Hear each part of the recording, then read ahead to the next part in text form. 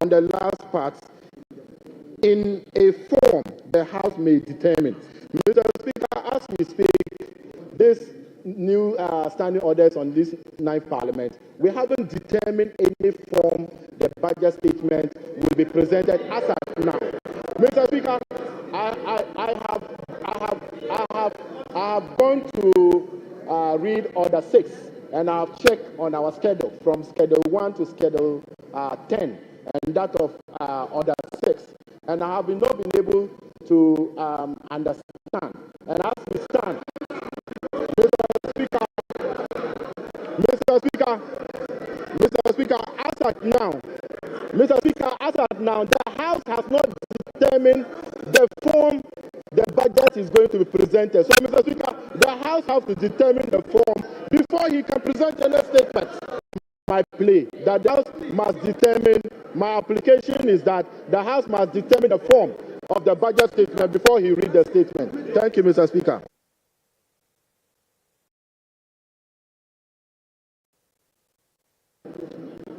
Majority Leader.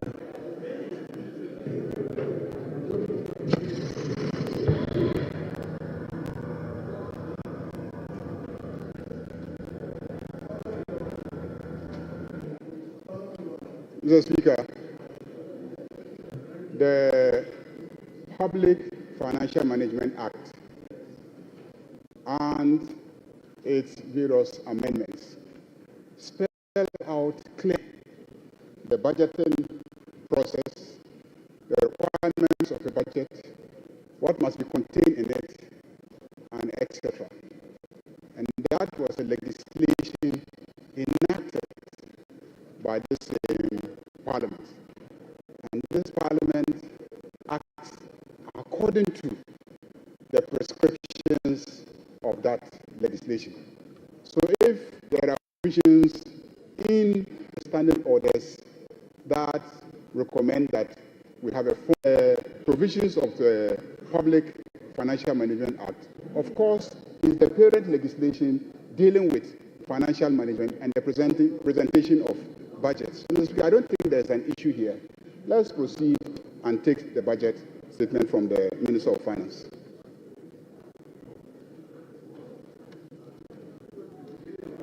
Yes, Minority Leader.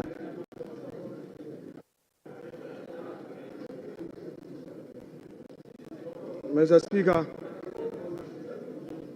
I have listened to the application by the Member of Parliament for Toulon. I have also listened to the Leader of the House responding to the said application. The Leader of the House makes a general submission. The application was anchored on the rules of this House. A mandatory provision in Order 195. There's no method. It reads, for the avoidance of doubt and at the risk of being repetitive, this is what it says. The budget statement in economic policy of the government shall be presented to the House by the Minister responsible for finance on behalf of and on the authority of the President, and in the form the House may determine. Yes, wait, look at it. Mr. Speaker, wait, yes. So, yes, wait. Mr. Speaker, let me take it easy. So, Mr. Speaker, what is the reverse logic? Please, for the benefit of our young ones, for the benefit of the young ones, Mr. Speaker,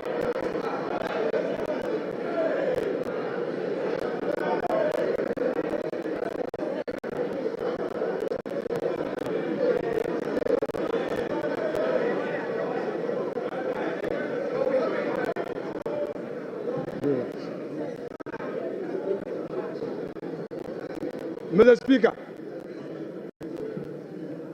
this House is a house of procedure. This House is equally guided by its own rules and precedents. Wait a moment. For those who are in a hurry to shout in his agreement, if the law says may determine, is it also the case that in reverse logic, the House may decide not to determine any form? But no, wait. The law is that a budget statement must be presented. But we are saying again that as a House, we may have to determine which form. So, Mr. Speaker, the invitation by the deputy minority whip is well founded. He is inviting us as a House to determine, are we going to allow him to make a statement, or we are going to allow him to move a motion? Is it going to be in a form of a motion or in a form of a statement? This is a well-anchored application. Don't use your number to shout to intimidate him. He has made a solid argument. This House has not determined the form in which this item has to be taken. The deputy minority whip is inviting us to set the ground rules. The majority leader got up and referred to PFM Act to say what? He didn't quote the specific provision.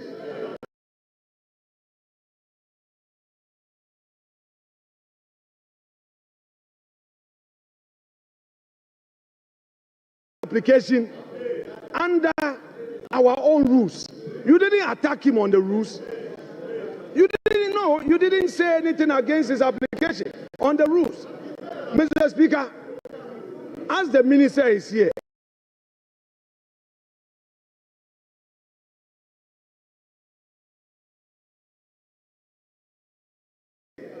in which form are we going to listen to him?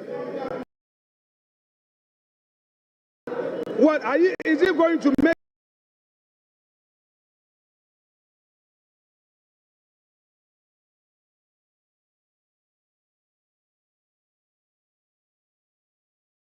a statement,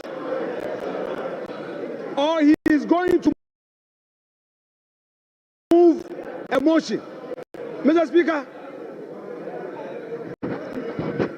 this House is being invited to determine this matter.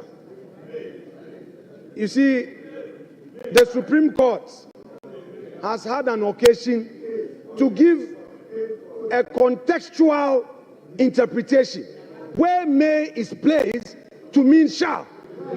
Yes, it is there. No, come on, Mr. Speaker, put that at whether may should be shall. The point is that the law provides that we should determine the form. The law says we should determine the form. In this House, there are ways to come here. You come to make a statement, you come to move a motion. What is the minister coming to do? It's for this House to determine. Is he going to move a motion in accordance with Article 179? Or he's coming to make a statement?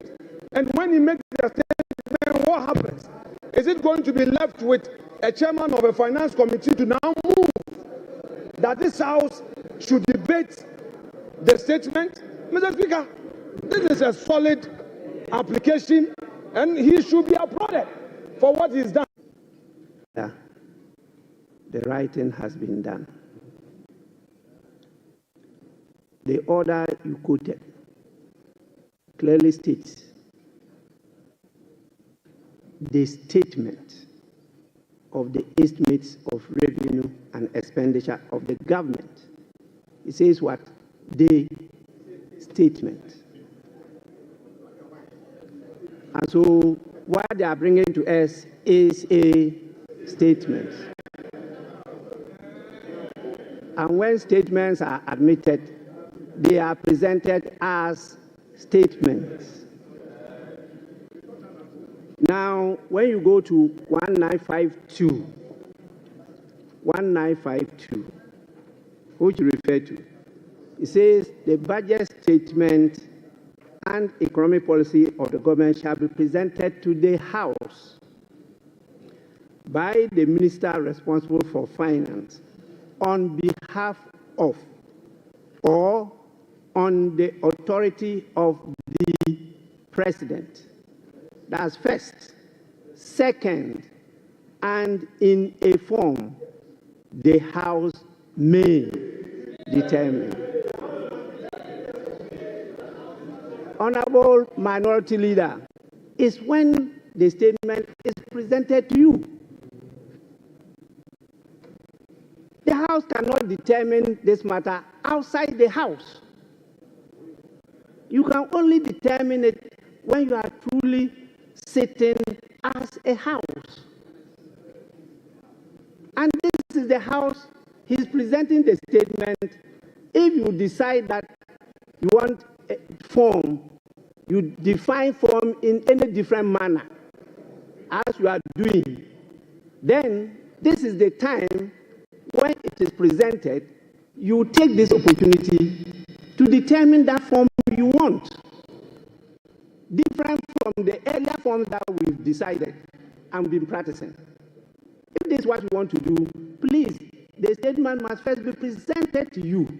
It has to be presented to the House. And if you may, you determine the form you want it to be presented. That can be part of the debate.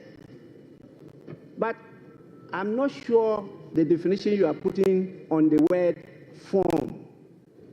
Form. Please go back to your lexicons.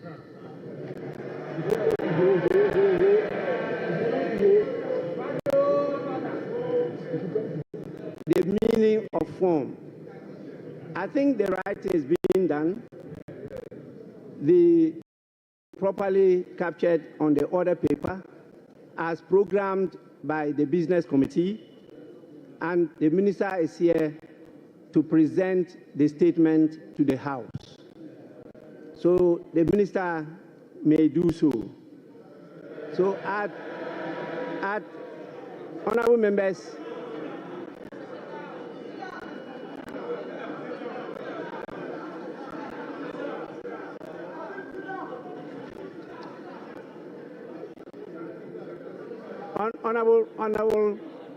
Honorable Minister, just a minute. Just a minute. Honorable members, at the commencement, yes. Mr. Speaker, just to thank you for your guidance and the proper interpretation of 1952. Thank you, Mr. Speaker.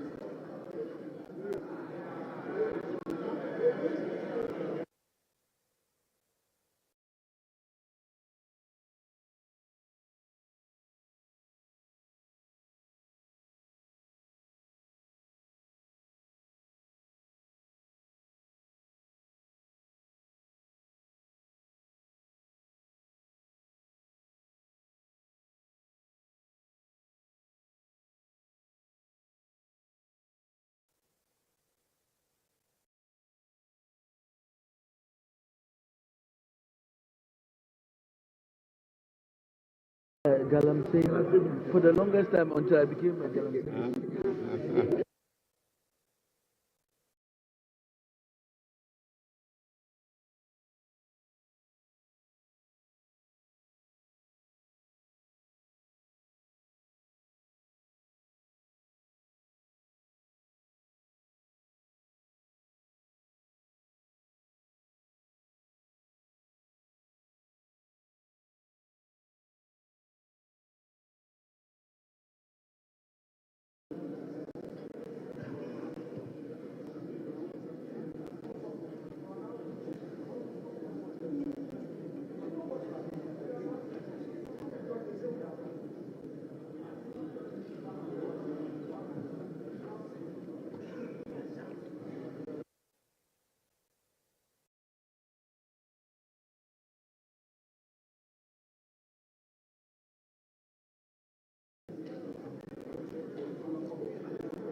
Honorable members, item 7, statements. The budget statement and economic policy of the government for the year ending 31st December 2025. Minister for Finance.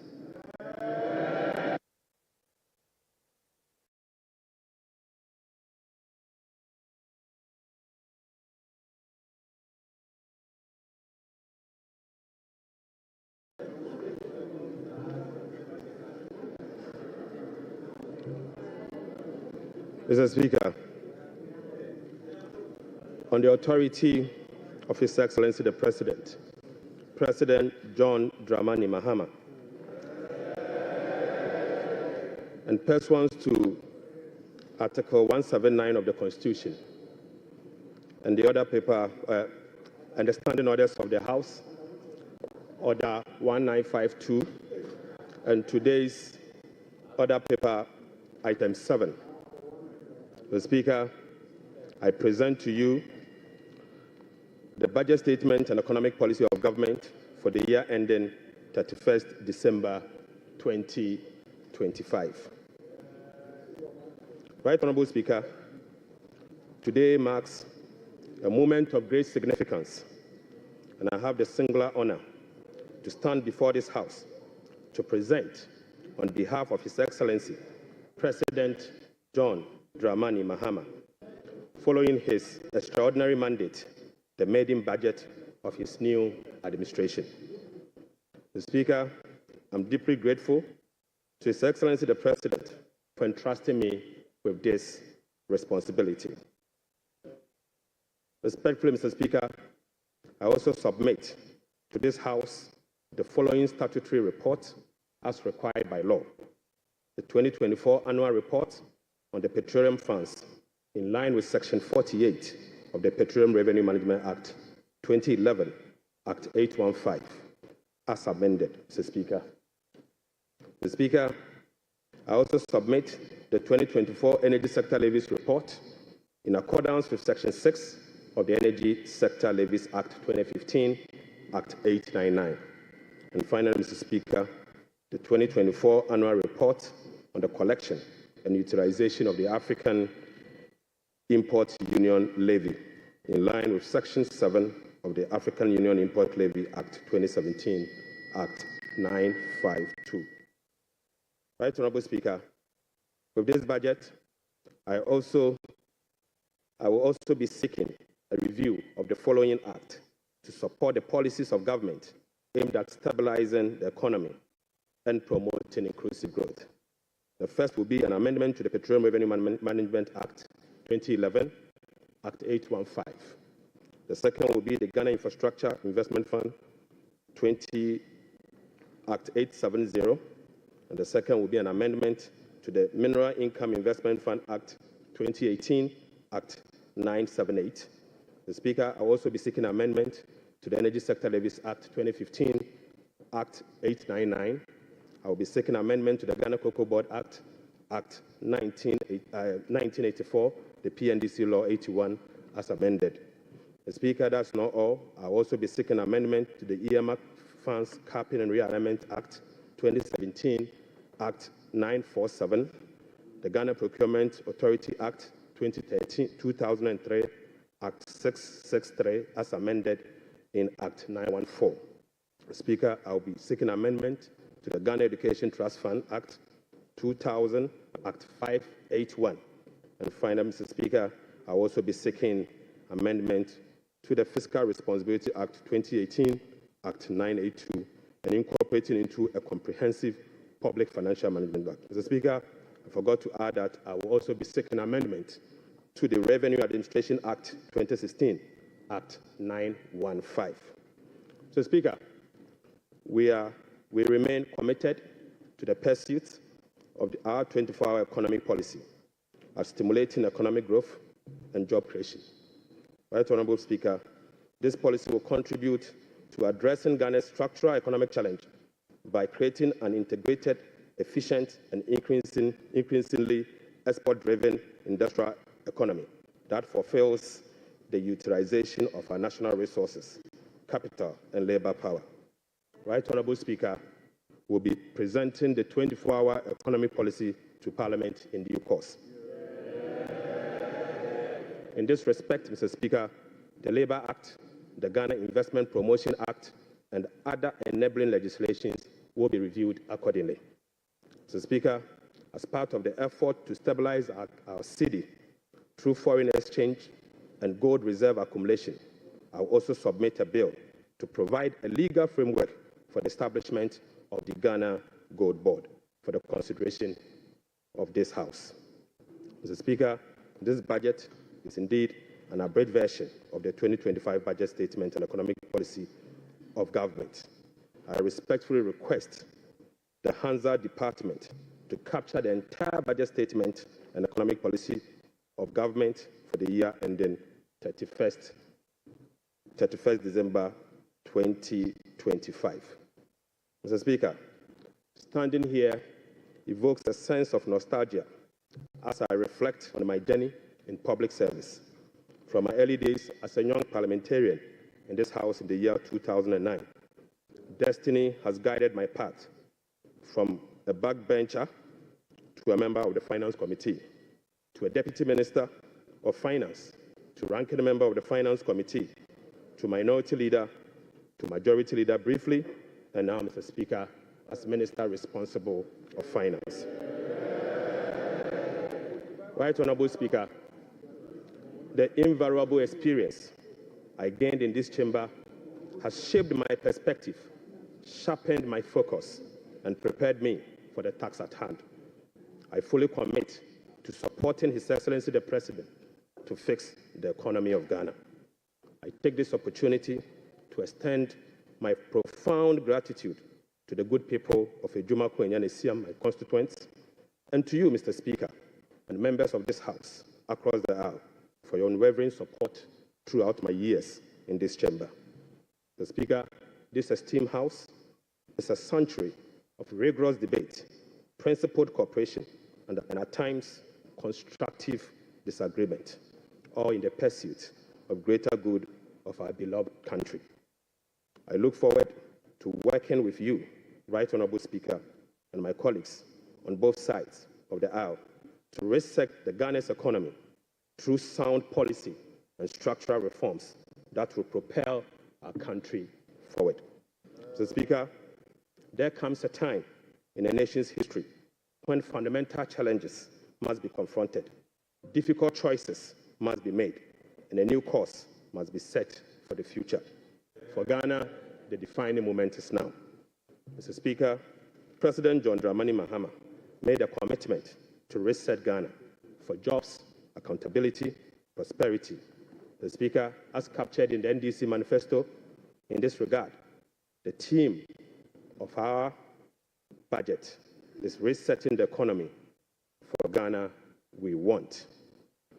Right Honourable Speaker, the democratic principles we tirelessly fought for are being held.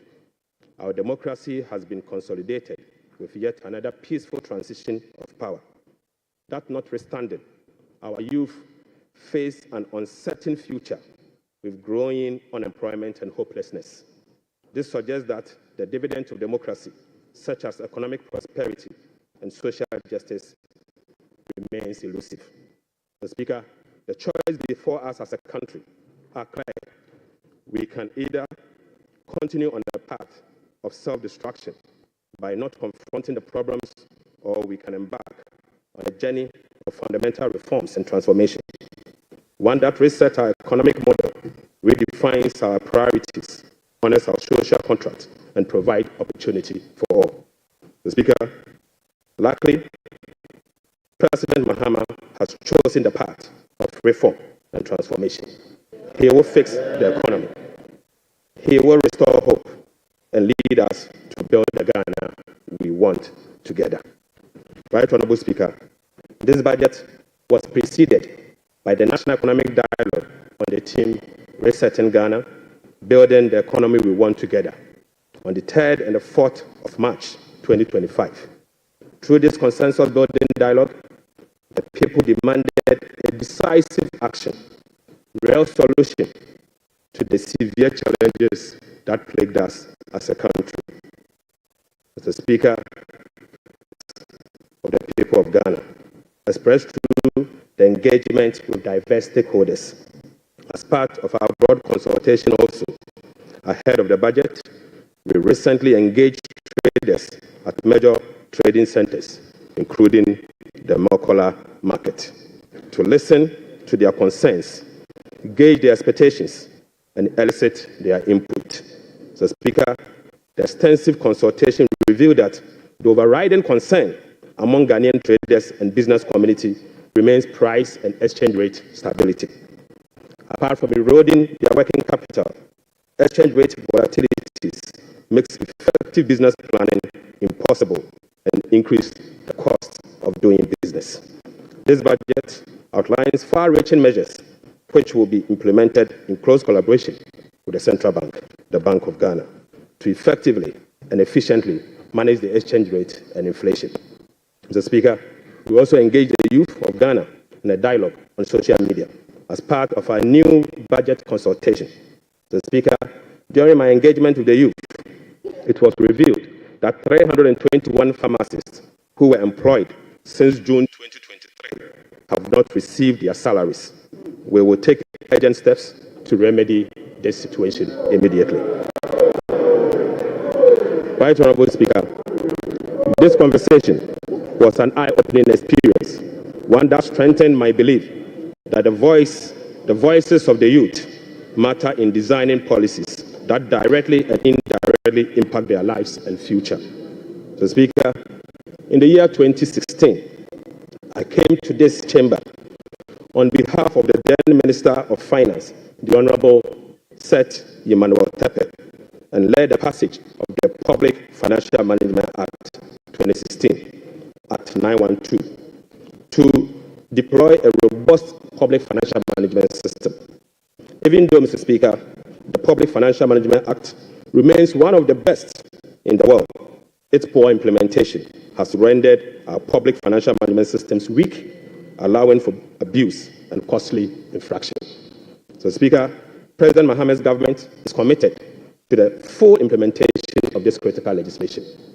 So, Speaker, accordingly, we will enforce the sanction regime, link contracting and public procurement to budgetary provisions in the medium-term expenditure framework, and seek parliamentary approval for all multi-year commitments as required by law.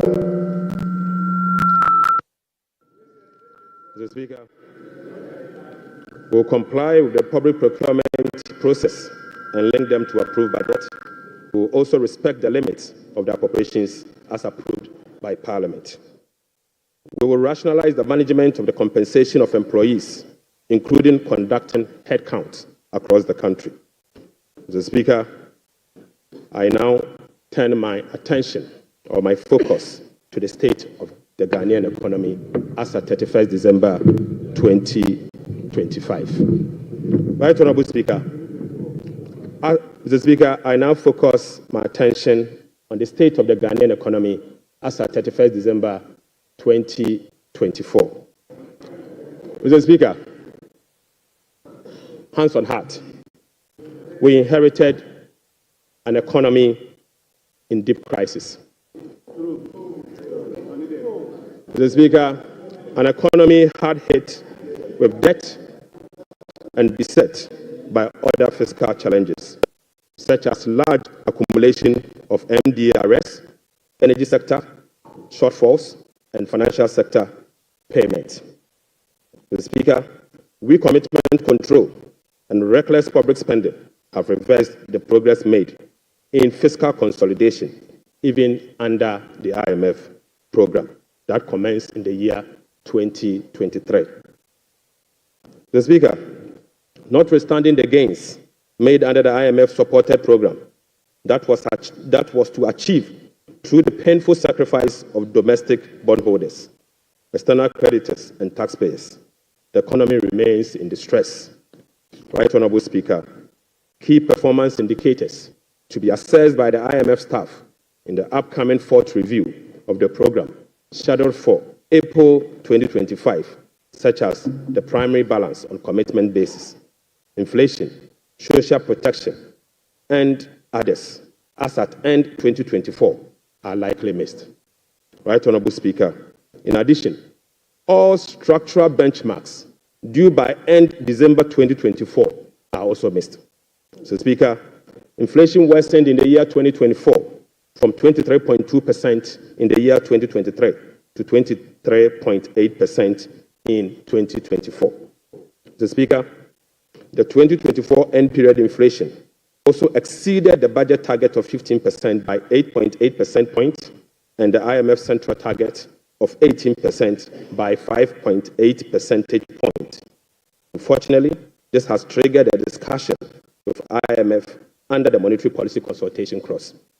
Right Honourable Speaker, the primary balance on commitment basis worsened from a deficit of 0.2% of GDP in the year 2023 to a deficit of 3.9% in the year 2024.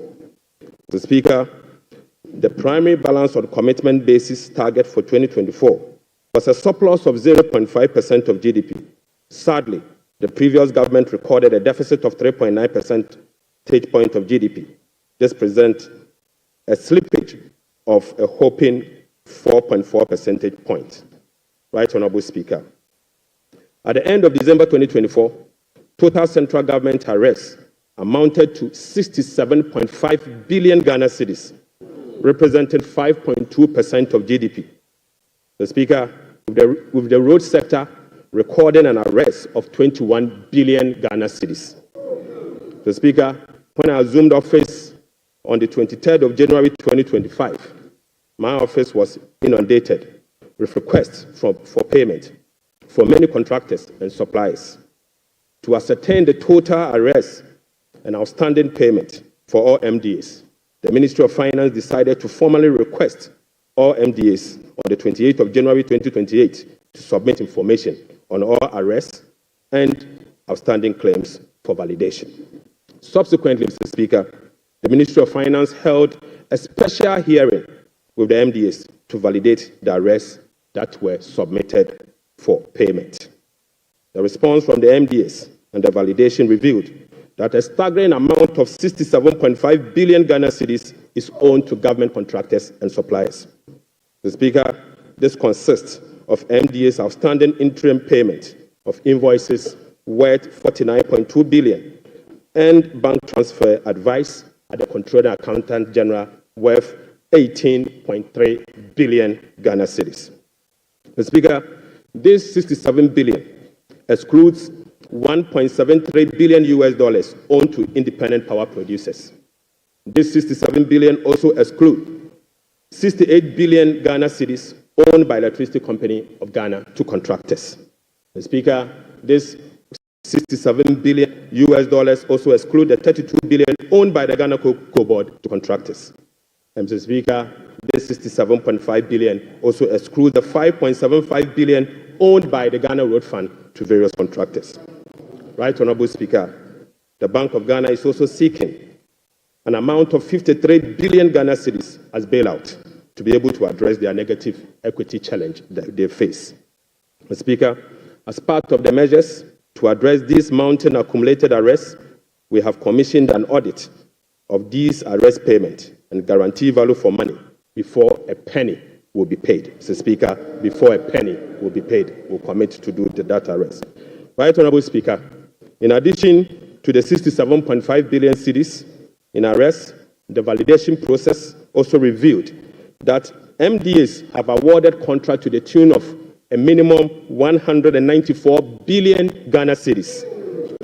Mr. Speaker, this amount represents 16.5% of GDP as at the end of 2024, with the road sector again alone accounting for 100 billion Ghana cedis. Mr. Speaker, most of these contractors and most of these contracts were awarded without commencement certificate and authorization. Mr. Speaker, this is in blatant violation of the Public Financial Management Act, Act 921. Right Honourable Speaker, let me now update you on our debt service obligations. Mr. Speaker, apart from the huge arrests and commitment, our fiscal situation is further complicated by huge bullet debt service and constrained fiscal financing options. Currently, Mr. Speaker, the government option to finance the budget is limited to only Treasury bill market following the debt restructuring program. Moreover, the forthcoming debt service of both domestic and Eurobond debt obligation will have profound implications for fiscal sustainability and balance of payment. Right Honourable Speaker, domestic debt service alone, programmed for the next 4 years, is 150.3 billion Ghana cedis. The Speaker, simply put, The interest and principal payment that will be due for payment beginning now for the next 4 years is 150.3 billion Ghana cedis. This represents 11.6% of GDP in domestic debt service obligation alone. The Speaker, of this 150 billion Ghana cedis, 73.3% of this 150 billion Ghana cedis is due for payment in the year 2027 and 2028. Right, Honorable Speaker, 2027 alone, the domestic debt service that will be falling due will be 57.6 billion, and 2028 will be made to call upon to pay 52.5 billion Ghana cedis. So, Speaker, the debt service obligation of 2027 and 2028 are major harms. These harms are cancerous and pose significant risks to the economy of Ghana. But, Mr. Speaker, touch wood, we shall fix it. We shall fix it. Mr. Speaker, our debt service obligation of this financial year is equally burdensome with significant harms. February, we were called upon to pay 9.9 billion. July, we'll be paying 6.2 billion, and August, we'll be paying 10.1 billion, all this year. Right, Honorable Speaker, the fiscal challenges are further compounded by the significant short-term treasury bill that we also inherited. So, Speaker, these obligations, totaling about 111.1 billion Ghana cedis, requires rollover week in, week out, placing additional pressure on cash flows and liquidity requirements. Mr. Speaker, beyond the domestic maturities, Ghana faces significant external debt service obligations for the next 4 years. In the next 4 years, will be made to call upon to pay $8.7 billion, representing 10.9% of GDP, with heavy concentration again in the year 2027 and 2028. Again, Mr. Speaker, 55% of this external debt service will be due in the year 2027 and 2028. Right, Honorable Speaker, in the year 2027, we'll be made to pay $2.5 billion, and 2028, we'll have to again pay $2.4 billion. Right, Honorable Speaker, it seems the debt restructuring undertaken by the previous administration was designed to make 2027 and 2028 debt repayment heavy, sadly. So, Speaker, I don't know how come we sat and allowed that design to happen. So, Speaker, that is cancerous. But I can assure you, we will fix it. Mr. Speaker, in spite of all this upcoming domestic and external debt service obligation, no buffers were built to cushion this unprecedented debt service burden. Mr. Speaker, as of 7 January 2025, the debt service reserve account, the sinking fund in dollar, has a balance of $64,000. Mr. Speaker, when we were leaving office, we left behind $319 million in the same account. Mr. Speaker, the debt service reserve CD account had an amount of 143 million Ghana cedis.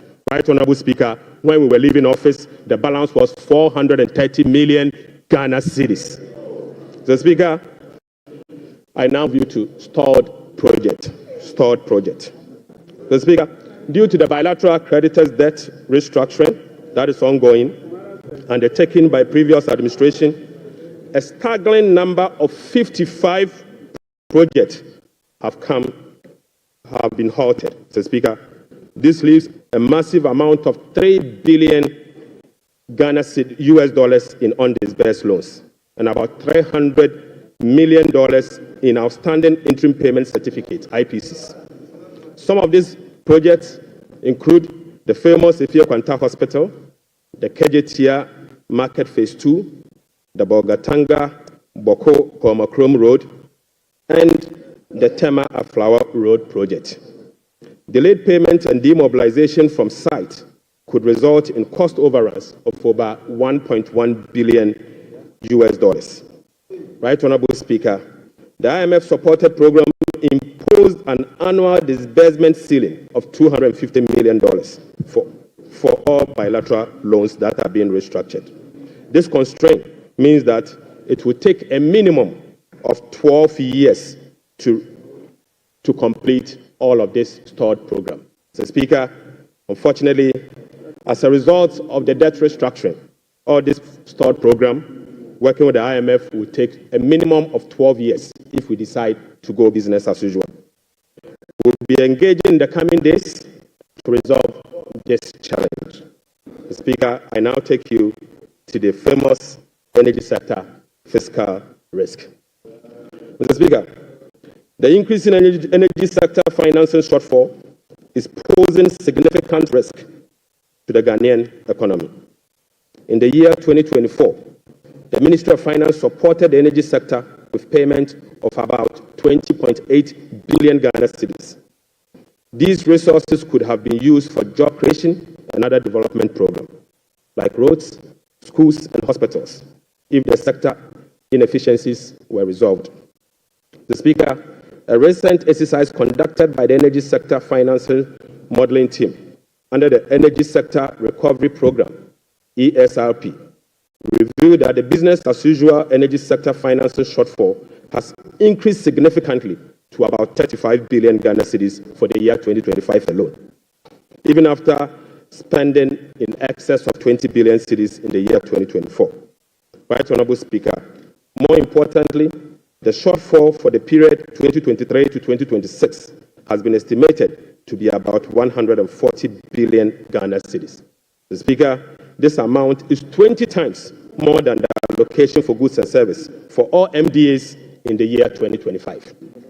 The Speaker, in addition, the energy sector shortfalls, which relate to current invoices that are largely unpaid legacy arrears due to the independent power producers. Mr. Speaker, the legacy arrears stood at $1.73 billion as at end 2024. Right Honourable Speaker, the cocoa sector, which has long been the backbone of the Ghanaian economy, is sadly on its knees, owing to gross mismanagement. Mr. Speaker, the sector faces declining output and financing challenges, characterized by unsustainable debt, rover cocoa contract risk, and quasi-fiscal expenditures, including cocoa roads, which, Mr. Speaker, is a non-core function of the Ghana Cocoa Board. Right Honourable Speaker, cocoa production has dropped by nearly 50% over the past 3 years. In the year 2023-2024 crop season, Cocoa Board was unable to supply 330,000 tons of cocoa to meet its contractual obligation. This sharply decline has affected the finances of the Ghana Cocoa Board. This undersupply has been rolled over for subsequent years for the new administration to pay. Mr. Speaker, these 2023 to 2024 forward sales contracts, locked in at lower prices than the current market rates, have resulted in revenue losses of about $840 million for both Ghana Cocoa Board and the impoverished cocoa farmer. Right Honourable Speaker, the rollout cocoa contract has resulted in a loss of $495 million for the year 2025 alone. Mr. Speaker, these are the risks in relation to the market price differentials and, as a result, causing the smuggling that we see with Ghana Cocoa Board. So, Speaker, Cocoa Board outstanding debt amount to 32 billion Ghana cedis, of which 11.92 billion is due to be paid in the year 2025. Outstanding cocoa road contracts reached 21 billion Ghana cedis, approximately $1.3 billion in the year 2024, of which only 4.4 billion has been accounted for in Cocoa Board's finances for the year 2025. Mr. Speaker, the financial sector still struggles, even after spending 30.3 billion in the financial sector cleanup exercise by end 2024. This includes 26.9 billion Ghana cedis after spending this amount in the banking sector. Mr. Speaker, as we speak, the financial sector is still struggling, and the financial sector will require 10.45 billion Ghana cedis to address the financial sector legacy issues and emerging risk. In addition, Mr. Speaker, an amount of 2.2 billion Ghana cedis is required to fully capitalize the National Investment Bank and the Agricultural Development Bank of Ghana. Mr. Speaker, I will also update the House on the fiscal performance for the year 2024. Mr. Speaker, the fiscal performance in the year 2024 was characterized by improved revenue collection, but with significant expenditure overruns. In addition, large arrests were accumulated over the period. Mr. Speaker, in summary, the provisional data shows the following. 1. Primary balance on commitment basis, the key fiscal anchor of the IMF program, worsened from a deficit of 0.2% of GDP at the end of 2023 to a deficit of 3.9% of GDP at the end of the year 2024. This is 4.4 percentage points worse than the target surplus of 0.5% of GDP. Sadly, Mr. Speaker, on cash basis, Mr. Speaker, the primary balance was a deficit of 1.2% of GDP against the target of 0.6% of GDP, representing a 100% deviation.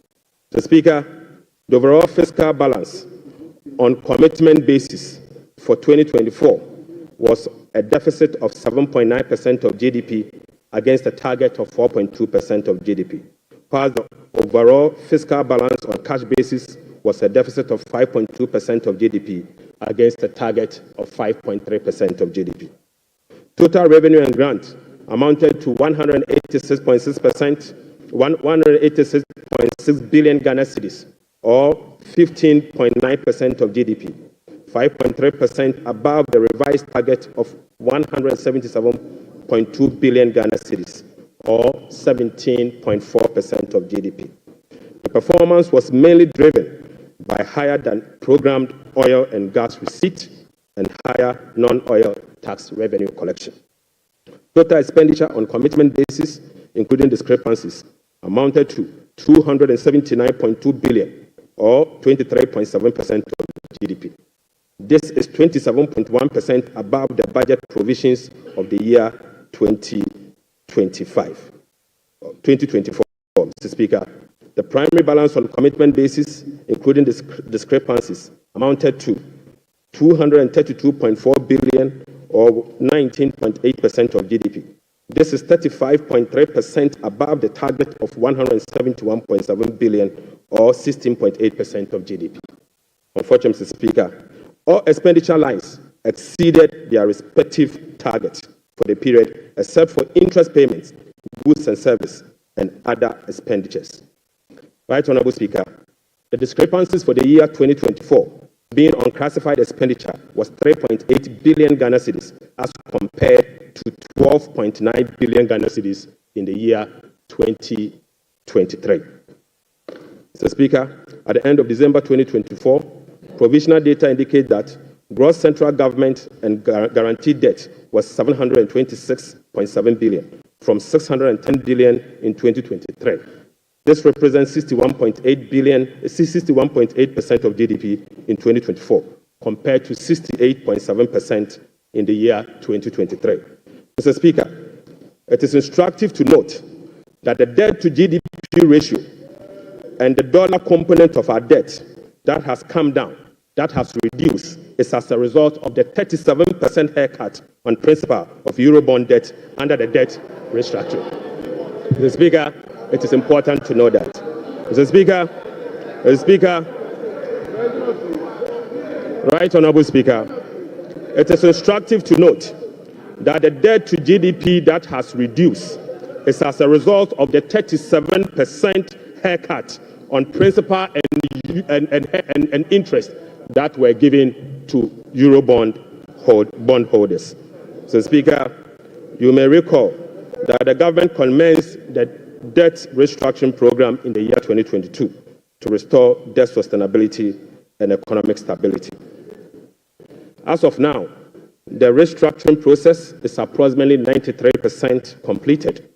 The remaining 7% relate to debt of $2.7 billion owed to commercial creditors. We are committed to completing the remaining debt restructuring as soon as possible. Mr. Speaker, real sector development in the year 2024. Right Honorable Speaker, provisional 2024 GDP statistics published by the Ghana Statistical Service on the 10th of March 2025 shows that overall real GDP growth increased. Mr. Speaker, at the end of increased to 5.7% in the year 2024. Mr. Speaker, I take that again. Mr. Speaker, provisional 2024 GDP statistics published by the Ghana Statistical Service on the 10th of March 2025 show that overall GDP growth grew by 5.7% of GDP in the year 2027, compared to the growth rate of 3.1% recorded over the same period. Mr. Speaker, the key driver of this growth was largely coming from gold mine, Mr. Speaker, including Galamsey.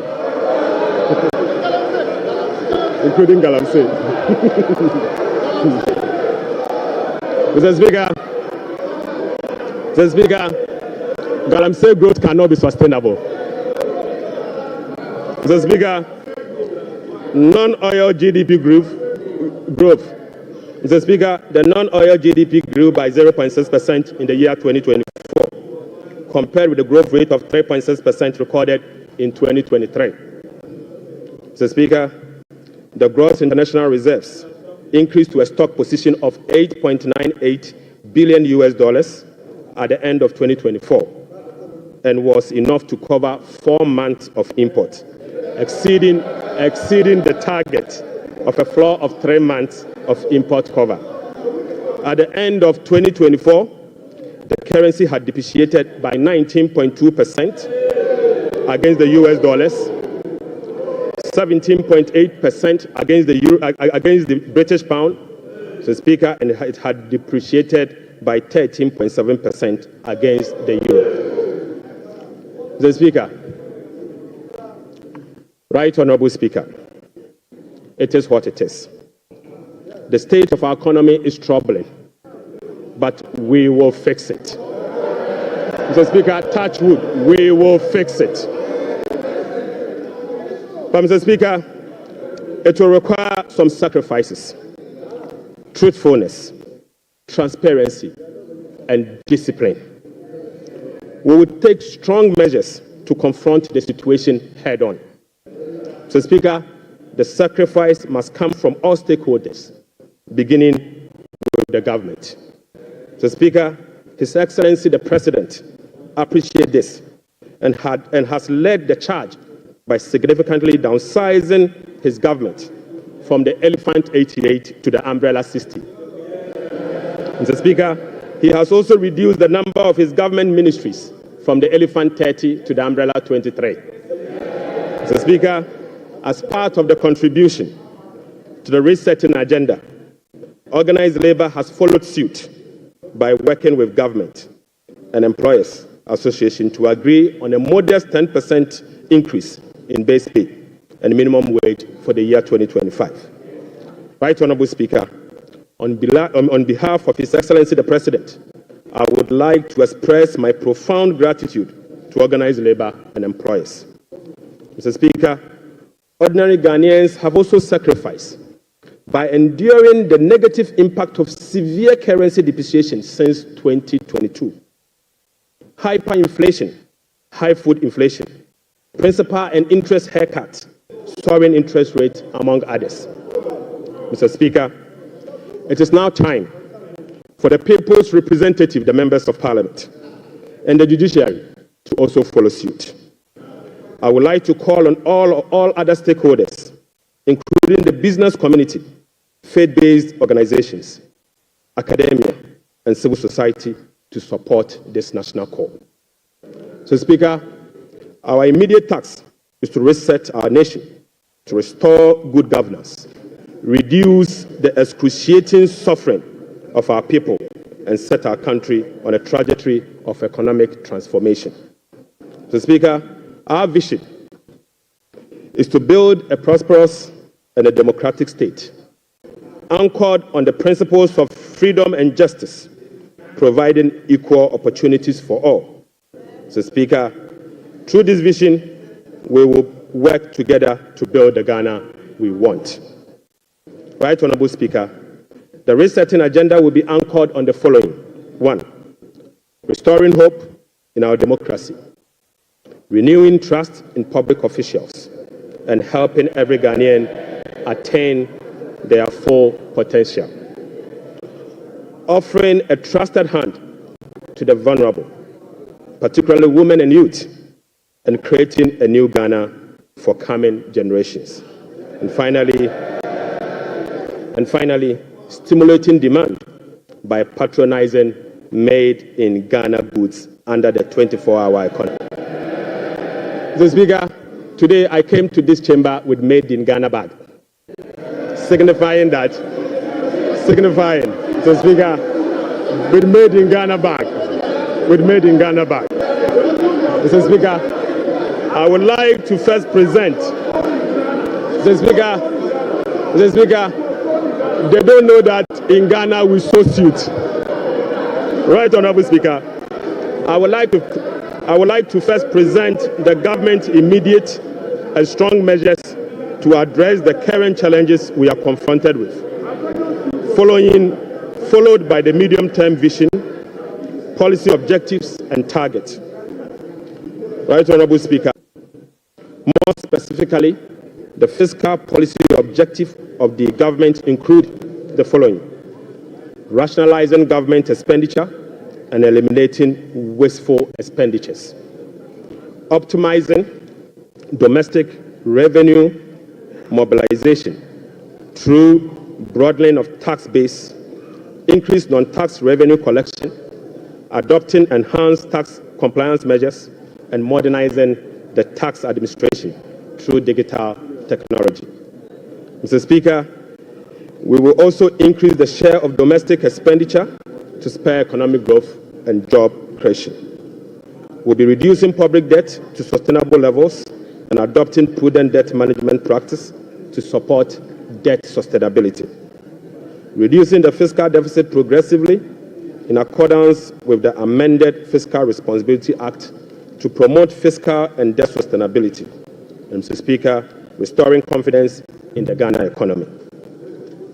Right, Honourable Speaker, our approach will be to foster economic growth, accelerate job creation, reduce inflation, and stabilize the cedi.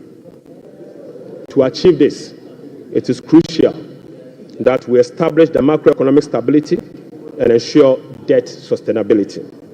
Mr. Speaker, we are confident that by prioritizing these fundamental elements, we can cultivate an environment where individuals can prosper and businesses can thrive in Ghana. Mr. Speaker, Ghanaians, through the recent National Economic Dialogue, have expressed a clear desire for fiscal deficit and public debt to be reduced through cuts in government spending rather than through only tax measures.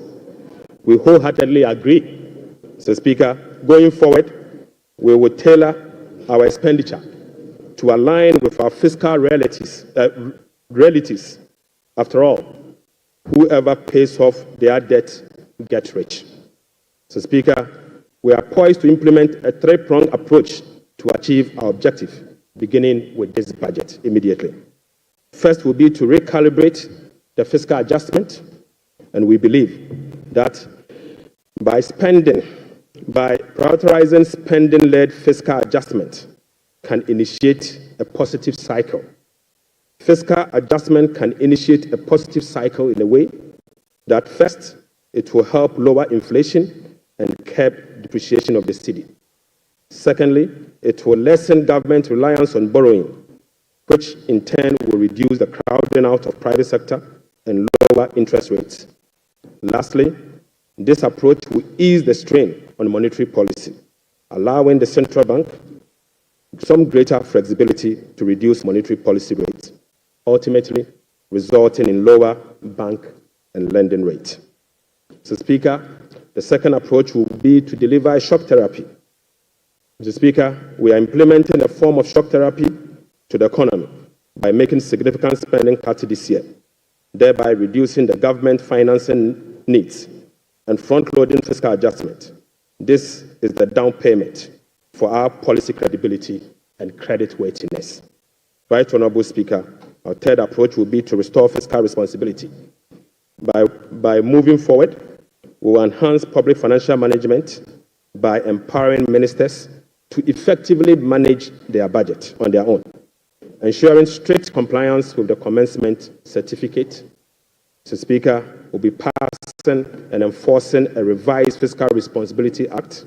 And finally, we will enforce the sanction regime for non-compliance of the Public Financial Management Act. Mr. Speaker,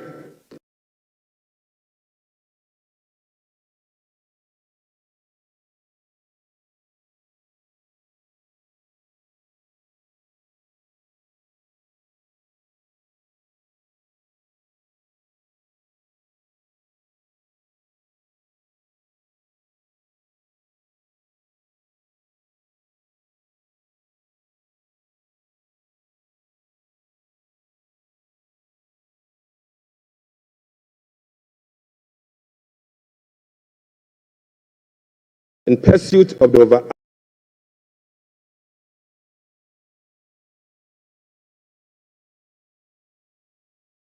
inflation, government will implement a number of measures to complement the Bank of Ghana and monetary authorities.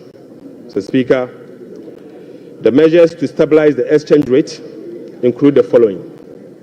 We will be establishing the Ghana Gold Board to enhance the generation of accumulation of forex to support the stability of the Ghana cedi. The Bank of Ghana will continue to implement its FX forward auction to support the stability of the Ghana cedi.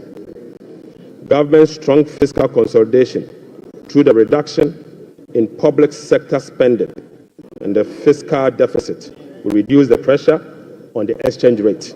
And Mr. Speaker, our import substitution drive under the 24-hour economy involving domestic production of key products originally imported will reduce import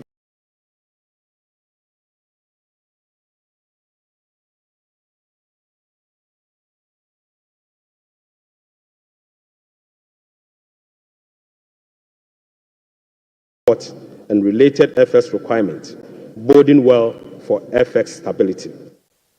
Right Honourable Speaker, we are addressing the inflation problems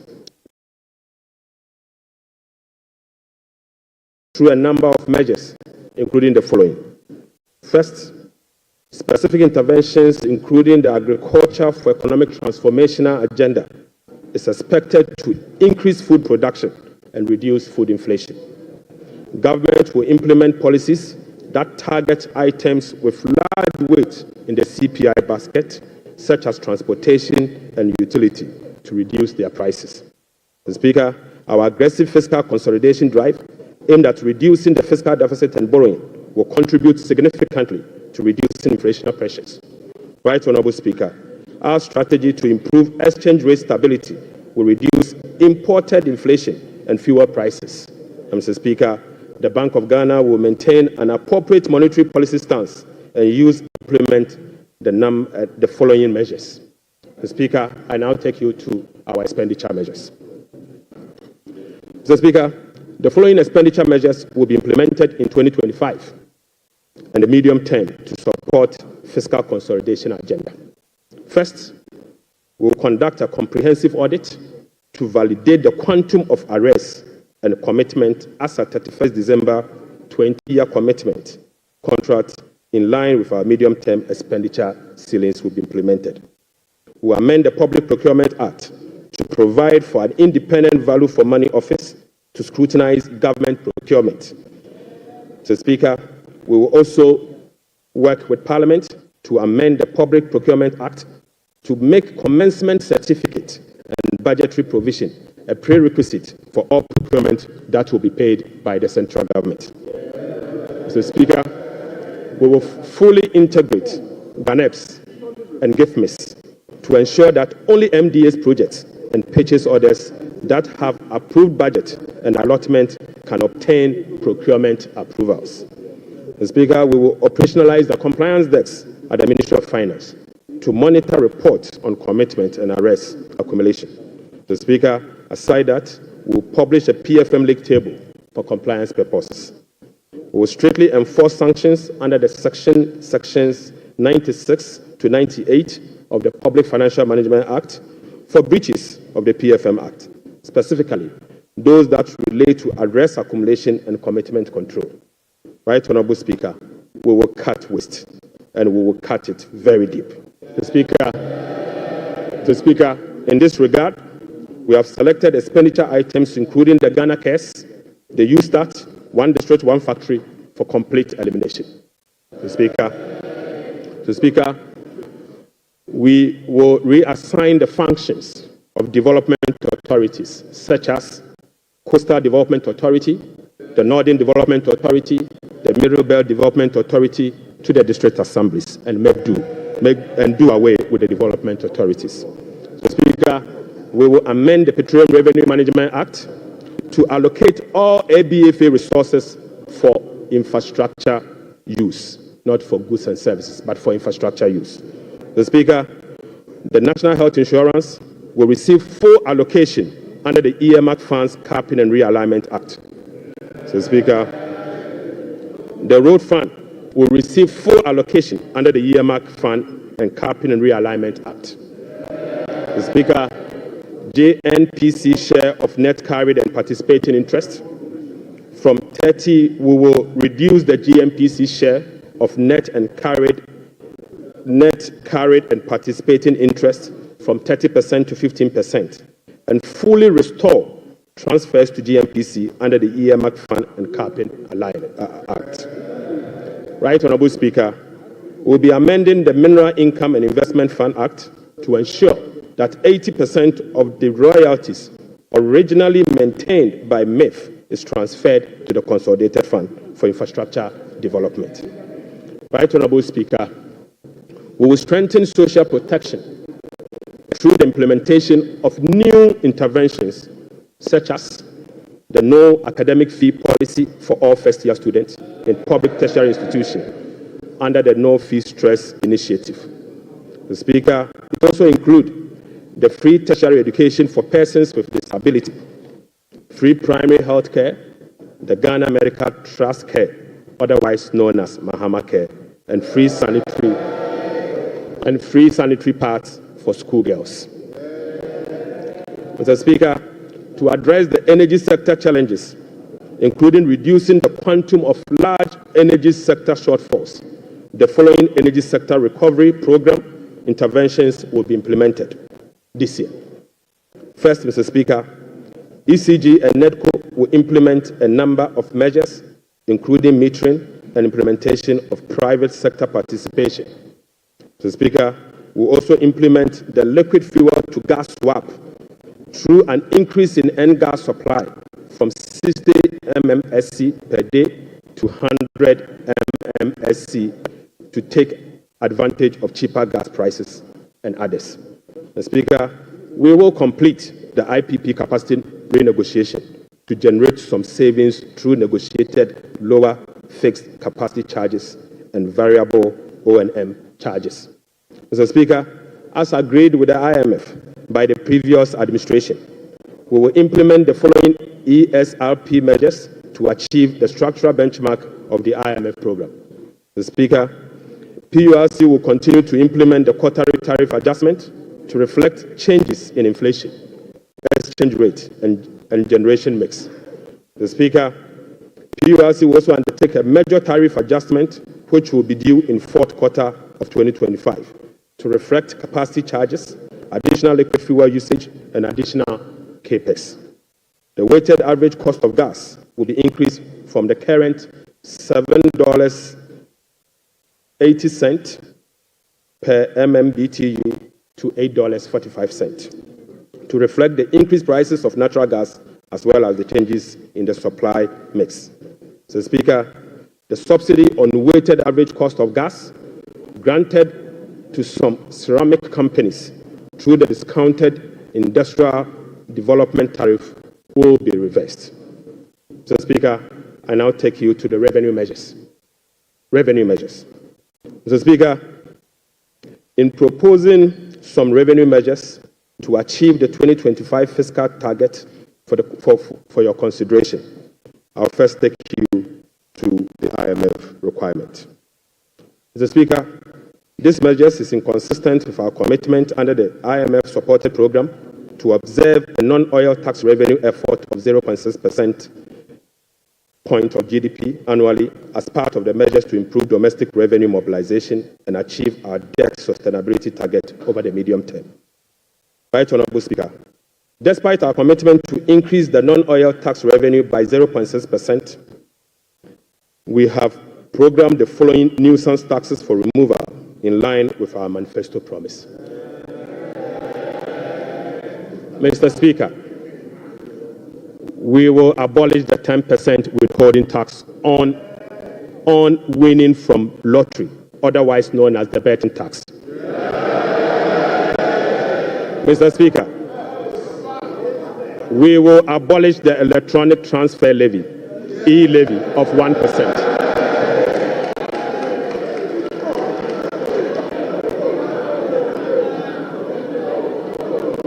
Mr.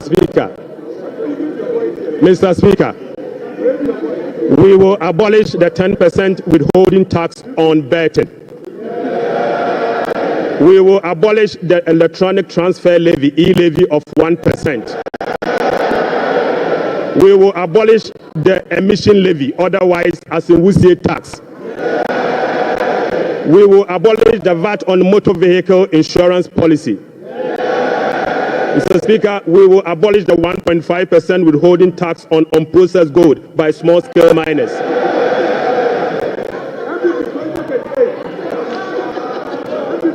Mr. Speaker, the removal of these taxes will ease the burden on households and improve their disposable income.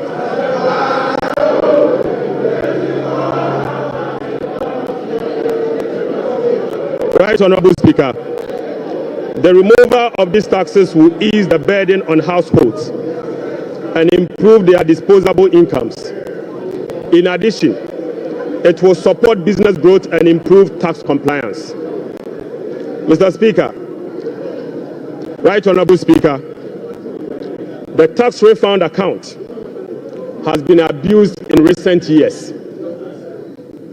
In the last 8 years, a study revealed that 29.1 billion Ghana cedis had accrued to the tax refund account, with only 12.5 billion Ghana cedis, representing 43% of the total accrued amount, being used for tax refund purposes.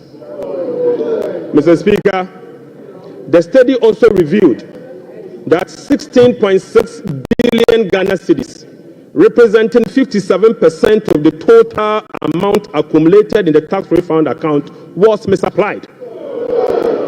Mr. Speaker, which is a total violation of the Revenue Administration Act, Act 915, and the Public Financial Management Act. Instructively, Mr. Speaker, there were virtually no tax refund arrests over the period. Mr. Speaker, and therefore, we are reducing the current tax refund ceiling by 2 percentage points from 6% to 4% of total revenue, as defined in Section 69 of the Revenue Administration Act, Act 915.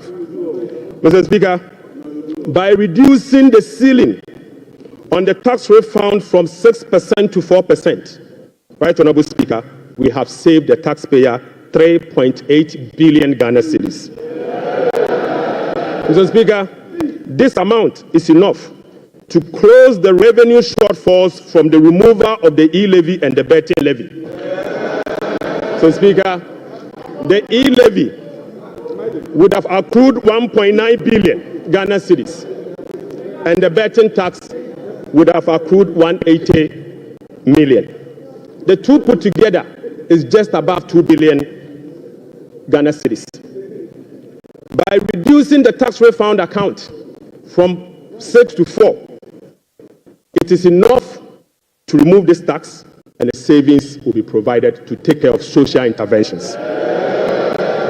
Mr. Speaker, already we have saved 3.8 billion cedis for 2025 alone from one source, and this is enough to close the gap from the taxes we have removed today. Mr. Speaker, to address the concerns from well-meaning Ghanaians on how we are going to close the revenue shortfalls as a result of the removal of the selected taxes, the answer is that we have stopped the bleeding. We have stopped the bleeding. Mr. Speaker, accordingly, with this budget, we will amend the Revenue Administration Act 2016, Act 915. This measure will improve the tax revenue net of tax refund by 2%, representing 0.3% of GDP. Mr. Speaker, in line with government policy, the 2025 minimum wage recently negotiated with the National Tripartite Committee will be zero-rated. This is consistent with our resolve to protect the poor and the vulnerable.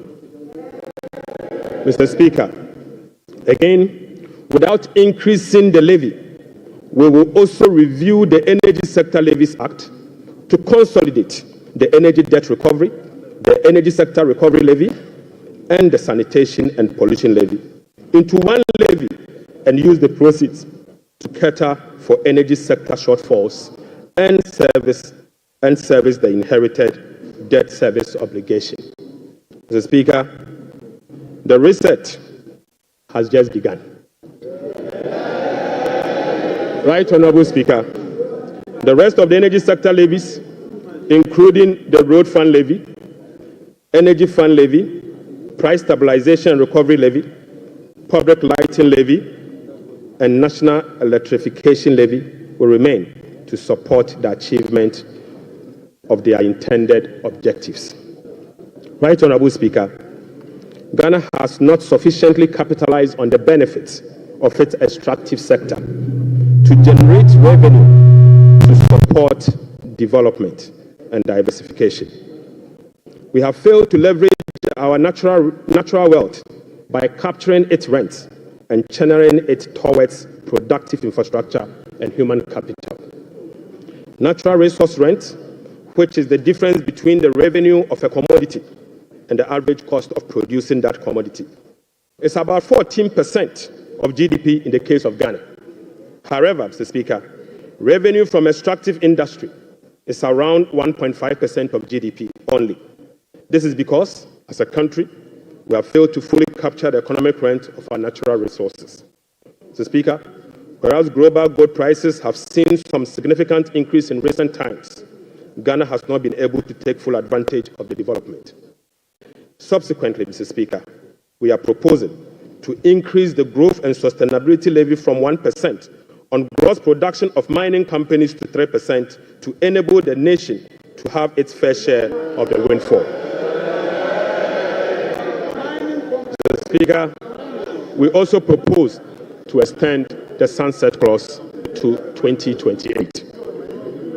Mr. Speaker, we also propose to extend the sunset clause of the special import levy to 2028. Mr. Speaker, Ghanaians and this Honorable House will recall that road tolls on public roads were zero-rated in the year 2022. Demand for construction and improvement of roads infrastructure continues to increase, even as substantial arrests and claims in the road sector remains. Right, Honorable Speaker, while the annual average collection from road tolls have not been significant compared to its potential, the existing zero-rated policy for road tolls has increased the situation and dim the prospect of raising enough revenue from tolls to road construction and maintenance. Accordingly, government will work with the stakeholders, including the private sector, to roll out a technology-driven solution to reintroduce road tolls this year as part of the big push. Right, Honorable Speaker, we will also strengthen the legal and regulatory regime for non-tax revenue and enforce the framework to improve service delivery. This will be achieved through the introduction of an overarching non-tax revenue legislation, amendment of existing relevant laws, and the development of a national non-tax revenue strategy and policy. Mr. Speaker, as part of the reforms to improve other non-tax revenue streams, government will explore the operationalization of a regulatory framework for collection, management, and reporting of property rates consistent with our medium-term revenue strategy 2024 to 2027 and the Local Government Act. Mr. Speaker, we believe that the local authorities must be given the opportunity to collect their own property rates. Mr. Speaker, the current compliance rate for SMEs and personal income tax is below 30%, which is extremely low. Government will embark on an aggressive and sustained tax education campaign in the next 2 to 3 years to ensure improved compliance and tax revenue mobilization. We will also institute a quarterly dialogue on tax issues among the Ghana Revenue Authority, Ministry of Finance, and the business community to ensure that issues affecting businesses are addressed promptly. Mr. Speaker, I now take you to VAT reforms, VAT reforms. Right Honorable Speaker, we commit to the people of Ghana and this House, the business community, that we will undertake a comprehensive value-added tax reform this year. Mr. Speaker, with the aim to review the current distortions and cascading structure of the value-added tax regime. Ghana's effective rate, VAT rate, is about 22%. This is obviously because the 2.5% Get Fund levy, the National Health Insurance levy of 2.5%, and the COVID levy are well added to the base for a final determination of what is due for VAT purposes. Mr. Speaker, aside the high VAT rate, businesses are not permitted by law to claim their input VAT for NHIL, Get Fund, and COVID levy, compounding the burden on households. Right Honorable Speaker, our VAT regime has been distorted and rendered inefficient. It combines both VAT and sales tax principles with a flat rate, standard rate, and levies. We have requested for technical assistance from the Fiscal Affairs Department of the IMF on VAT reforms. It is expected that the IMF mission will commence in April 2025. The recommendations from the Technical Assistance Mission are expected to inform our reform. Mr. Speaker, ahead of the IMF Technical Assistance Mission, I will inaugurate a VAT reform task force to hold broad consultation with key stakeholders for their input. Mr. Speaker, the parameters for VAT reform will be is for them to complete this year. Mr. Speaker, the parameters will include the following. 1, abolishing the COVID levy. Mr. Speaker, reversing the decoupling of Get Fund and NHIL VAT from VAT.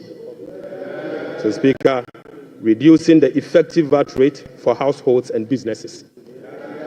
Reversing the VAT flat rate regime and upwardly adjusting the VAT registration threshold to exempt micro and small businesses from the collection of VAT.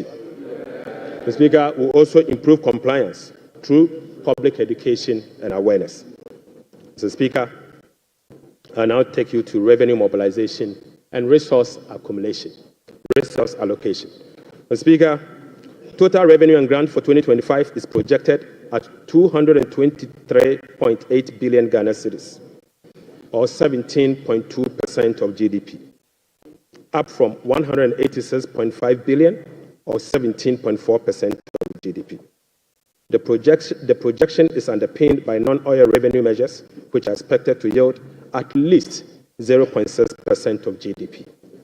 Mr. Speaker, total expenditure on commitment basis for 2025 has been programmed at 269.1 billion, representing 20.7% of GDP, down from 279.2 billion, which is 26% of GDP in the year 2024.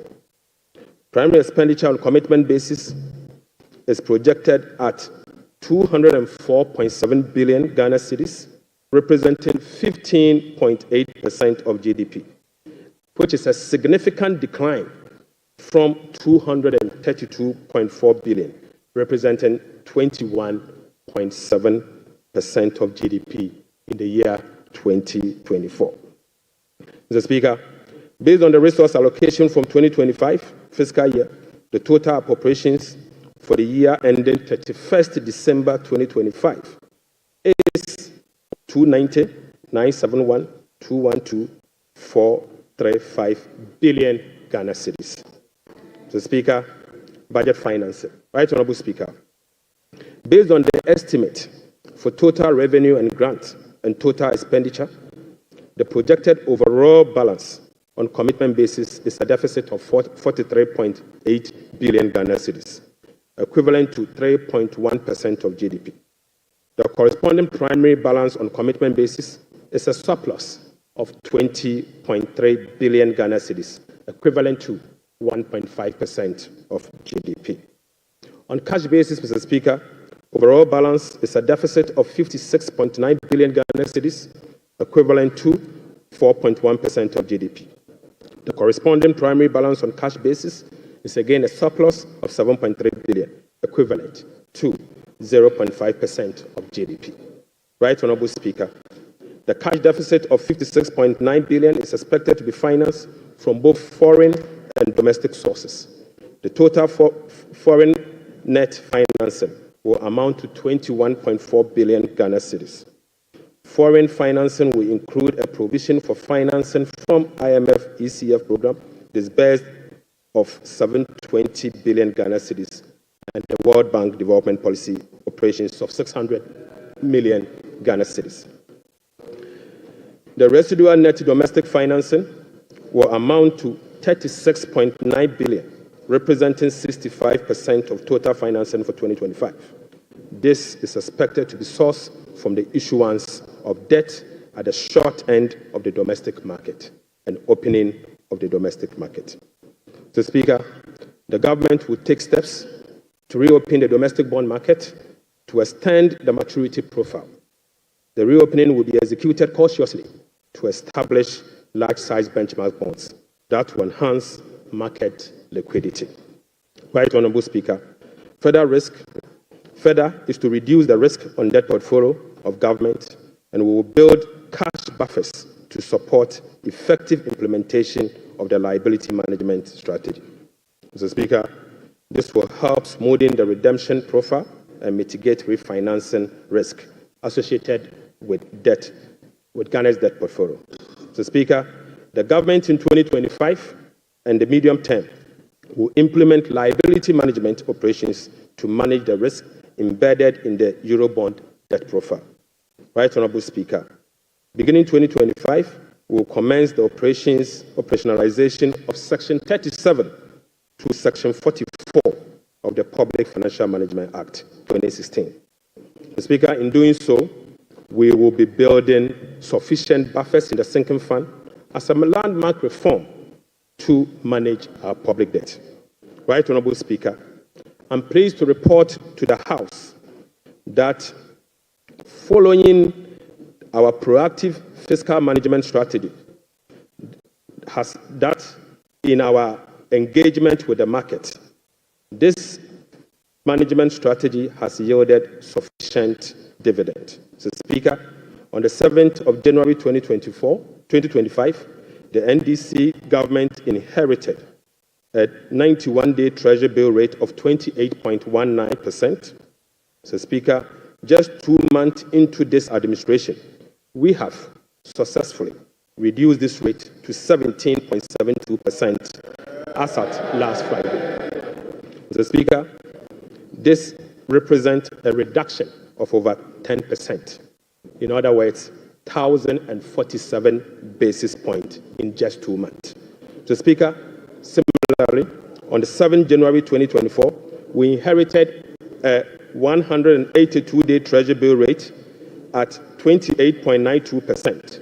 We have again successfully reduced that rate to 18.97% as at Friday, 7th March 2025. This represents a reduction of 995 basis points in only 2 months. Mr. Speaker, again, on the 7th of January 2025, we inherited a 364-day Treasury bill rate of 30.15%. We have successfully reduced this rate to 19.93% as at Friday, 7th March 2025. Mr. Speaker, this represents a reduction of 1,022 basis points in just 2 months. Mr. Speaker, on average, rates have fallen by over 1,000 basis points, signifying a strong investor confidence, crowding in the private sector, reducing the cost of doing business, and overall acceptance of economic policies of President John Dramani Mahama, ultimately laying the groundwork for sustained macroeconomic stability. It has been done already. Mr. Speaker, Right Honourable Speaker, the key policy intervention to support economic transformation and job creation agenda include the following. So, Speaker, the 24-hour economy aimed at stimulating economic growth by creating an enabling environment for businesses and institutions to operate 24/7 in 3 shifts of 8 hours each to boost production, promote productivity, and generate well-paying jobs. We will be presenting the policy to Parliament in due course for consideration. Accordingly, Mr. Speaker, the Labour Act, the GIPC Act, and other enabling legislations will be reviewed to support the 24-hour economy policy. Right Honourable Speaker, we will roll out the implementation of the $10 billion Big Push policy for strategic infrastructure development to open up the country and drive sustainable economic growth. Right Honourable Speaker, the Ghana Gold Board will be established in the course of the year and as soon as possible. So, Speaker, we will stabilize the Ghana cedi and provide stability to the macroeconomy.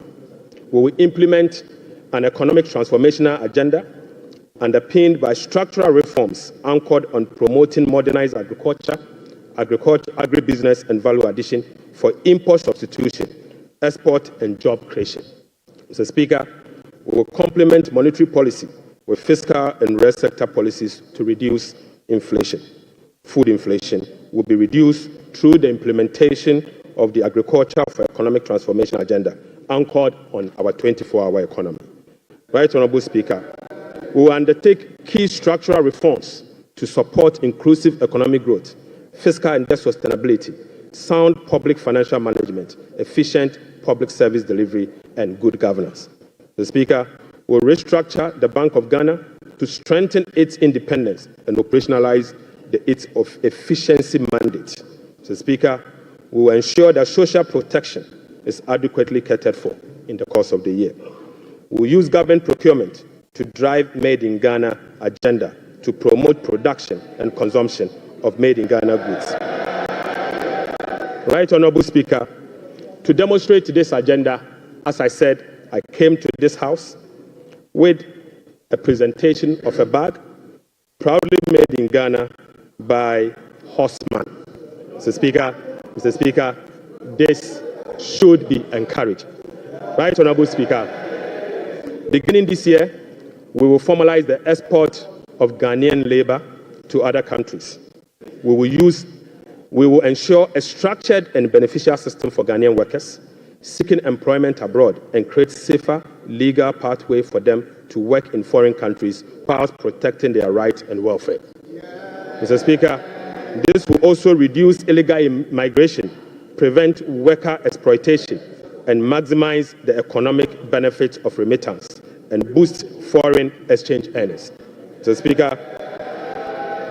Speaker, I now take you to how these resources will be allocated in the year 2025. Mr. Speaker, we will provide a cedi equivalent of $279 million as a revolving fund for the Ghana Gold Board to be able to purchase and export at least 3 tons of gold per week from small-scale miners. Mr. Speaker, we have allocated 13.85 billion Ghana cedis for Big Push project. Mr. Speaker, we have allocated 13.85 billion Ghana cedis for the Big Push program. Mr. Speaker, an amount of 499.8 million Ghana cedis has been allocated for the non-academic fee policy for all first-year students in public tertiary institutions under the No Fee Stress initiatives. Mr. Speaker, we have allocated an amount of 292.4 million Ghana cedis to commence the distribution of free sanitary pads to female students in primary and secondary schools.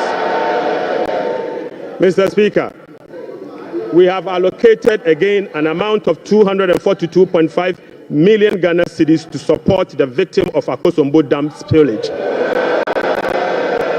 Right, Honorable Speaker, we have also allocated an amount of 200 million Ghana cedis to support the victim of tidal wave disaster that recently displaced residents in certain part of K2 South constituency. Mr. Speaker, the overarching concern about free secondary education has been its quality and the absence of dedicated sources of financing. His Excellency President John Dramani Mahama has resolved it. Mr. Speaker, let me take this again. The overarching concern about free secondary education has been its quality and the absence of a dedicated sources of funding. His Excellency President John Dramani Mahama has resolved the funding challenges by uncapping the ghtrend. Mr. Speaker, this makes available dedicated funding for full financing of free senior secondary school education and free tertiary education for persons with disability.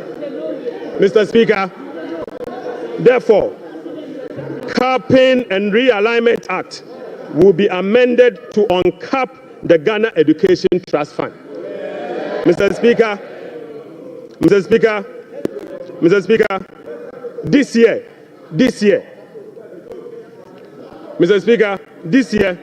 the budget for free senior secondary school education program is 3.5 billion Ghana cedis. By uncapping the GET fund, we will be making available an additional 4.1 billion Ghana cedis, specifically for financing free secondary education program and other related expenditures. Mr. Speaker, aside the uncapping of GET fund, we have also absorbed the debt service made up of interest and principal from the Dache bond that GET fund contracted. Right, Honorable Speaker, we have also allocated an amount of 564.6 million Ghana cedis for the provision of curriculum-based textbooks covering the following. 1, 4 sets of KG books and workbooks for about 2.8 million learners. Mr. Speaker, we have also provided for 4 sets of primary textbooks for about 800,000 learners. Mr. Speaker, we have also provided for 9 sets of SHS textbooks for about 540,000 learners.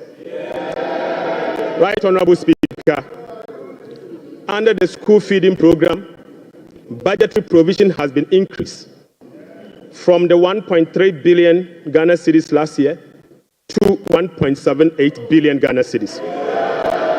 Mr. Speaker, representing a 33% increase The allocation for 2025 reflects an increase in feeding costs per meal, per child, from the 1 cedi 50 pesos to 2 cedis, representing 33.3%. Mr. Speaker, government has also allocated 145.5 million Ghana cedis to the capitation grant, up from 84 million Ghana cedis in 2024. This is an increase of 73.4% over the previous year. Mr. Speaker, we have also allocated 203 million Ghana cedis for the payment of teacher training allowances and another 480 million Ghana cedis to nursing training allowances. Mr. Speaker,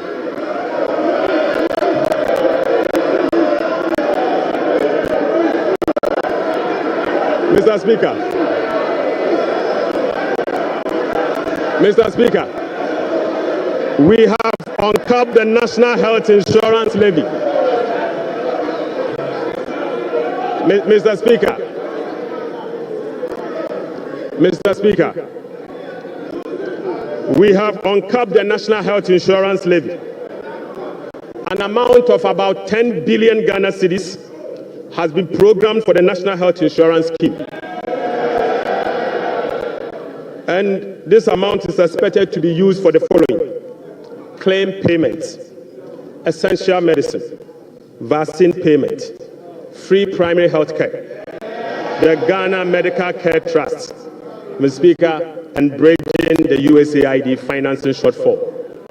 Mr. Speaker, in the year 2025, government will continue to implement reforms and increase budgetary allocation to enhance the implementation of 4 targeted social protection 2025. The allocation of 728.8 million Ghana cedis for last year has been increased to 953.5 million Ghana cedis in the year 2025. So, Speaker, we have also uncapped the road fund. An amount of 2.81 billion Ghana cedis has been an amount of 7.5 billion Ghana cedis to the District Assembly Common Fund. In accordance with our decentralization policy, we propose to Parliament that a minimum of 80% of the funds allocated to the District Assembly Common Fund should be sent directly to the district assemblies to spur economic growth and at the district level to deepen decentralization. Right, Honorable Speaker, I repeat, we have allocated an amount of 7.5 billion Ghana cedis to the district assemblies Common Fund. Mr. Speaker, in accordance with our decentralization policy and objective, we propose to Parliament that a minimum of 80% of the funds should be sent directly to the district assemblies to spur economic growth at the district level and deepen decentralization. Mr. Speaker, it is worth noting that in a stark contrast to what has happened recently at the District Assembly Common Fund, where only 50% of the released amount are sent to the District Assembly for the purposes of running the assemblies. Mr. Speaker, we have also allocated an amount of 1.5 billion Ghana cedis for Agriculture for Economic Transformation Program, of which Feed Ghana, Ghana Grains Development Project, Vegetable Development Project, and Nkoko Nketenkete are all key components of the program. Right, Honorable Speaker, we have also allocated 51.3 million Ghana cedis as seed fund for the establishment of the Women's Development Bank. Mr. Speaker, we have also allocated 300 million Ghana cedis to the National Apprenticeship Program. Mr. Speaker, I repeat, we have also allocated an amount of 300 million Ghana cedis to the National Apprenticeship Program. Right, Honorable Speaker, we have also allocated an amount of 100 million Ghana cedis to the Edumewura program. Mr. Speaker, an amount of 100 million Ghana cedis has been allocated to the National Codex program. Mr. Speaker, another amount of 100 million Ghana cedis has been allocated for the payment of monthly allowance to all assembly members.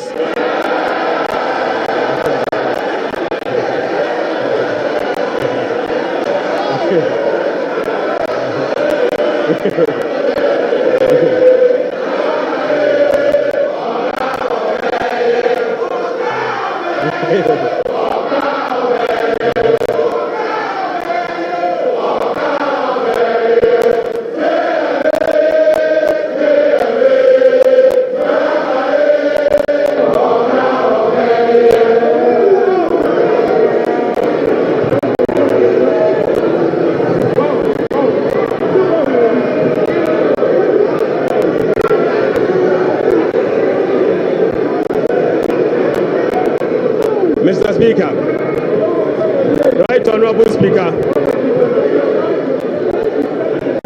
Right Honorable Speaker, sector ministers will be presenting to this House a detailed sectorial performance and outlook, as well as, Mr. Speaker, sector ministers will be presenting to this House a detailed sectorial performance and outlook, as well as sector-specific policy interventions to deal with the challenges of various MDAs. Mr. Speaker, I want to repeat this. Mr. Speaker, sector ministers will be presenting to this House a detailed sectorial performance and outlook, as well as specific sector interventions to deal with the challenges of various MDAs. This is indeed a departure from the norm, where ministers of finance present detailed sectorial performance as part of their budget speech. Mr. Speaker, I believe sector ministers must be made to do so. Right Honorable Speaker, in conclusion, Mr. Speaker, in conclusion, Mr. Speaker, the state of the economy, as I have presented, does not reflect an economy that has turned the corner. It reflects an economy in severe distress, burdened with debt repayment harms, mismanagement, and lack of accountability. The budget set Ghana on a path of fiscal responsibility, debt sustainability, macroeconomic stability, and job creation. It is about resetting the economy, restoring hope. Ghanaians reaffirmed their faith in a better future when they actively participated in the National Economic Dialogue on the 3rd and 4th of March 2025. A key outcome of the dialogue was the confirmation that the fundamental problem with our economy is fiscal indiscipline. The NPP administration awarded contracts outside the expenditure framework. They borrowed over and above Ghana's capacity to repay. Mr. Speaker, His Excellency President John Dramani Mahamad's administration will be fiscally disciplined and deliver improved public service to our people in a cost-effective manner. Mr. Speaker, we remain steadfast in meeting the IMF program target while restoring Ghana's creditworthiness. We have achieved a lot in a short time, but this is only the beginning. Our commitment to reform we will not waver on that, Mr. Speaker. We have achieved a lot in this short time, and our commitment to reform will not waver. Those who doubt our resolve should not underestimate the determination of the people of Ghana, who will no longer tolerate ineffective governance. Together, we will navigate these turbulent times and emerge stronger. Mr. Speaker, we are making serious progress. Right Honorable Speaker, we are making progress. we committed to running a lean, efficient government of 60 ministers. Mr. Speaker, we have delivered. Mr. Speaker, we committed to scrapping the e-levy. We have delivered. Mr. Speaker, we committed to scrapping the burden tax. We have delivered. Right, Honorable Speaker, we committed to eliminate academic fee for first-year public tertiary students. We have delivered. Mr. Speaker, we committed to providing free tertiary education for all people with disability. We have delivered. Mr. Speaker, we committed to providing dedicated source of funding for free secondary education. We have delivered. Mr. Speaker, we committed to distributing sanitary pads to our schoolgirls. We have delivered. Mr. Speaker, we committed to uncap ghtrend. We have delivered. Mr. Speaker, we committed to uncap the national health insurance. We have delivered.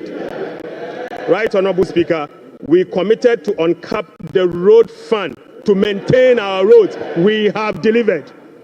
Mr. Speaker, we committed to hold a national forum on education. We have delivered. Right, Honorable Speaker, we committed to hold a national dialogue on the economy. We have delivered. Mr. Speaker, we committed to deliver free primary health care. We have delivered. Mr. Speaker, we committed to deliver Mahama Care Program to finance the treatment of non-communicable disease. Mr. Speaker, we have delivered. Mr. Speaker, we committed to deliver free textbooks to school children. We have delivered. Mr. Speaker, we committed to begin the implementation of $10 million Big Push program. Mr. Speaker, we have delivered. Mr. Speaker, we committed to constitute a review process for our constitution. Mr. Speaker, we are delivering. Mr. Speaker, we committed to build the Ghana we want together. We are delivering. Right, Honorable Speaker, we committed to recover all looted state funds under our Operation Recover All Loot program. We are delivering. Mr. Speaker, we committed to reset Ghana. We are delivering. Right, Honorable Speaker, I call on Parliament, the business community, civil society, investors, and all citizens to support the bold reforms outlined in this budget. Together, Mr. Speaker, we have the power to build a resilient economy that will help us tackle the challenges we face as a country. This budget is a foundation upon which we will build a more resilient and equitable society. Mr. Speaker, this budget is not just about numbers. It is about a blueprint for growth, stability, and opportunity. With unity and determination, we can restore faith in our economy, foster innovation, and uplift every Ghanaian. Mr. Speaker, with unity and determination, I repeat, we can restore faith in our economy, foster innovation, and uplift every Ghanaian. Right, Honorable Speaker, on behalf of His Excellency the President, I invite this House to join hands with us as we work to build the Ghana we want together. Mr. Speaker, I thank you so much. Idebi keke.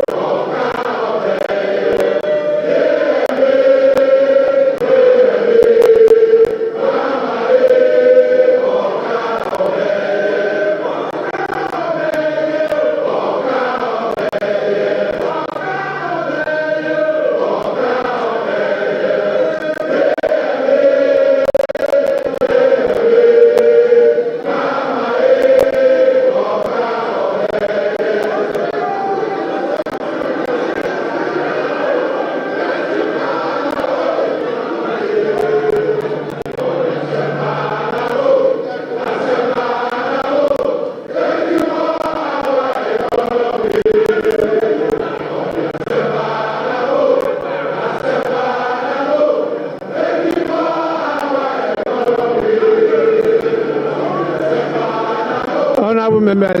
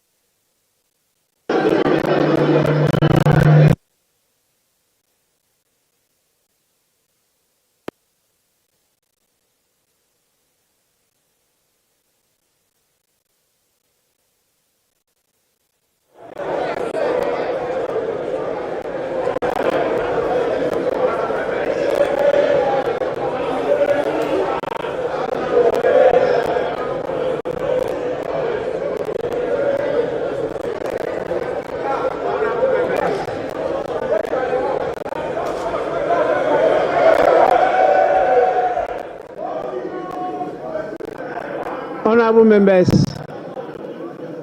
the Minister for Finance has taken 1 hour 40 minutes to make the statement. And I believe by our standing orders, the statement time is ended. We now move on to the commencement of public business. Item 8, presentation of papers. The following papers to be presented. Presentation of papers. The following papers to be presented. 8A by the Minister for Finance. Annual report on the Program Fund for the 2024 fiscal year. Honorable members, this refers to 8A Roman 1, and this has been presented and is referred to the Finance Committee for consideration and report to the House. We now move on to 8A Roman 2. Annual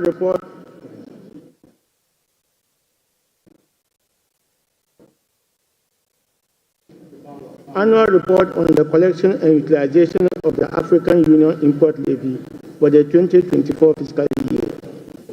Honorable members, this report is also duly laid and is referred to the Finance Committee for consideration and report to the House. I will now want to hear from the leaders. I saw the minority leader give an indication that he may want to have a word. Yes.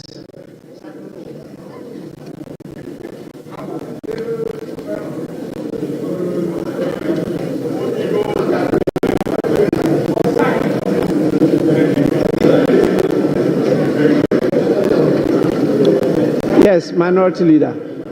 Mr. Speaker, this afternoon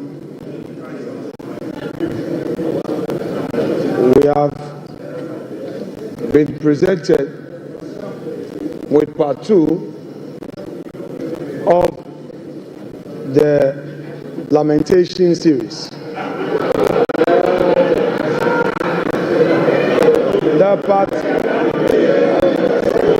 The part 1. Mr. Speaker, the part 1 was farmanomics. The part 2 is forcenomics. And it's very clear, Mr. Speaker, that under the economy that they complain about, the growth was 5.7%. And under the research economy, the growth is rather going down. You are projecting